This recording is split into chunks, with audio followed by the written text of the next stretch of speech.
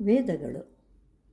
ವೇದಗಳು 4: ಋಗ್ವೇದ, ಯಜುರ್ವೇದ, ಸಾಮವೇದ ಹಾಗೂ ಅಥರ್ವಣ ವೇದ. ಆದರೆ ಅಥರ್ವಣ ವೇದವನ್ನು ಕೆಲವರು ಒಪ್ಪುವುದಿಲ್ಲ. ಆದ್ದರಿಂದ ವೇದತ್ರಯಿ ಅಂತ ಹೇಳ್ತಾರೆ. ಆದ್ದರಿಂದಲೇ ಹಣೆಯ ಮೇಲೆ 3 ವೇದಗಳ ಸಂಕೇತವಾಗಿ 3 ಎಳೆ ವಿಭೂತಿಯನ್ನು ಹಚ್ಚುವರು.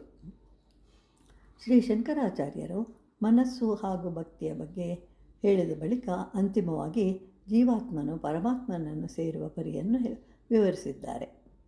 ಮೊದಲನೆಯದಾಗಿ ಅಯಸ್ಕಾಂತವು ಕಬ್ಬಿಣವನ್ನು ಆಕರ್ಷಿಸುವಂತೆ ನಮ್ಮ ಮನಸ್ಸು ಪರಮಾತ್ಮನನ್ನು ಸೇರಲು ಆ ದಿಕ್ಕಿನಲ್ಲಿಯೇ ಹೋಗುತ್ತಾ ಕೊನೆಗೆ ಪರಮಾತ್ಮನನ್ನು ಸೇರುವಂತೆ ಅಂತ ಹೇಳಿ ಅಯಸ್ಕಾಂತವು ಕಬ್ಬಿಣಕ್ಕೆ ಅಂಟಿಕೊಳ್ಳುವಂತೆ ಎಂಬ ಉದಾಹರಣೆಯನ್ನು ಕೊಟ್ಟಿದ್ದಾರೆ.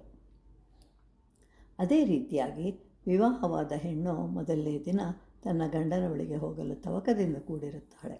ಅವಳು ಮಧುರಾನುಭೂತಿಯಿಂದ ಕೂಡಿರುತ್ತಾಳೆ. ಆಗ ಬೇರೆಯವರು ಅವಳಿಗೆ ಸ್ವಲ್ಪ ಚಾಲನೆ ಕೊಟ್ಟಾಗ ಆ ಸಾಧ್ವಿಯು ಮುಂದೆ ತನ್ನ ಪತಿಯನ್ನು ಸೇರುವಂತೆ, ಅಂದರೆ ಸ್ವೇಚ್ಛೆಯಿಂದ ಆನಂದದಿಂದ ಮನಃಪೂರ್ವಕವಾಗಿ ಗಂಡನನ್ನು ಸೇರುವಂತೆ ಪರಮಾತ್ಮನನ್ನು ಸೇರಬೇಕು. ಹೀಗೆ ಮತ್ತೊಂದು ಉದಾಹರಣೆಯನ್ನು ಕೊಟ್ಟಿದ್ದಾರೆ. ಬಳ್ಳಿಯೊಂದು ಬೆಳೆಯುತ್ತಾ ಹತ್ತಿರದಲ್ಲಿರುವ ಮರಕ್ಕೆ ಹಬ್ಬಿಕೊಳ್ಳುವಂತೆ, ಅಂದರೆ ಬಳ್ಳಿಗೆ ಹತ್ತಿರವೇ ಮರವೊಂದಿದ್ದರೆ ಅದು ತನಗೆ ಏನೂ ಬೇಡ, ಕೇವಲ ಮರದ ಆಸರೆಯೊಂದು ಸಾಕು ಎನ್ನುವ ಉದ್ದೇಶದಿಂದ ಆ ಬಳ್ಳಿಯು ಆ ಮರದ ಕಡೆಗೆ ಸಾಗುತ್ತಾ ಮರವನ್ನು ಆಶ್ರಯಿಸಿ ಅದಕ್ಕೆ ಸುತ್ತಿಕೊಳ್ಳುವಂತೆ ಅಂತ ಹೇಳಿ ಬಹಳ ಚೆನ್ನಾಗಿ ಉದಾಹರಣೆಯನ್ನು ಕೊಟ್ಟಿದ್ದಾರೆ.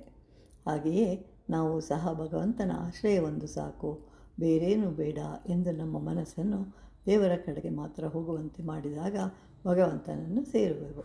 ಅಂದರೆ ಅನುಭೂತಿ ಅನುಬಂಧಗಳನ್ನು ಕಡಿಮೆ ಮಾಡಿಕೊಳ್ತಾ ನಮ್ಮ ಜವಾಬ್ದಾರಿಗಳನ್ನು ಕಡಿಮೆ ಮಾಡಿಕೊಳ್ಬೇಕು, ಕಿರಿಯರಿಗೆ ವಹಿಸಿಕೊಡಬೇಕು. ಆಗ ಅವರು ಸಹ ಅದನ್ನು ನಿರ್ವಹಿಸಲು ಕಲಿಯುವರು.